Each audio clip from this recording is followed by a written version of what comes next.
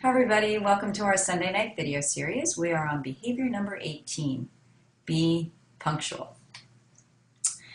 All right, punctuality is a reflection of respect for others. Be on time for all calls, meetings, appointments, and promises.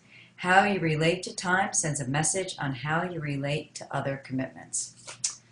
All right, gang. This is going to probably sound more like a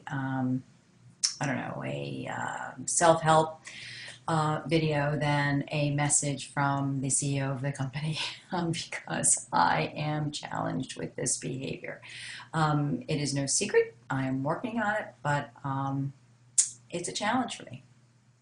I guess when we decided to put this as one of our behaviors, I will admit I thought about maybe trying to get it to not be in there because it's such a problem for me. But the truth of the matter is it's really important. And so I had an opportunity to sit down and really think about, what's my problem? Why do I have such a hard time with punctuality? And the truth boils down to, and this is, let me be clear, this is an explanation, not an excuse, because I think that you have to look at what the cause of the problem is to understand how you're going to be able to fix the problem. So for me, it is just an innate ability or inability to be idle. I can't stand sitting at traffic lights. They feel like an eternity. Those of you who have been around a long time have heard me flip out at the copy machine. I can't bear to just stand there idle and do nothing while the little scanner goes by and, takes its time scanning the document. I just, being idle just makes me crazy. It's part of just who I am. It's my DNA. So when a meeting is scheduled for 12 o'clock and I've got 3 minutes before 12, I'm like, well, maybe I'll return that call or, finish that email. I just can't bear the thought of sitting there doing nothing for a few minutes waiting for a meeting to start. And, thinking about this behavior and listening to the gentleman who gave me the idea for this whole program, they call it the basics in his company. And this was a big one for him because his view on this topic was that it was just an utter lack of respect for other people and their time. And it made me really realize that, it's not all about me. It's not all about my time.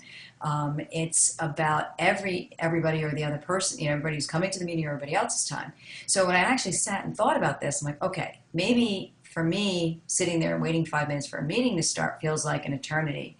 But if there are 5 other people in that meeting and they have to wait 5 minutes for me to show up, that's 25 minutes of inefficiency. So when I started to think of it in those terms, it became a little bit more motivating to maybe not send that last email before I headed into the conference room for our meetings. Now, we all know, I'm never late for client meetings, and certain things. So there are times where I think we all get it that, you shouldn't be late to meet with a client. You shouldn't be late for a phone call with a candidate.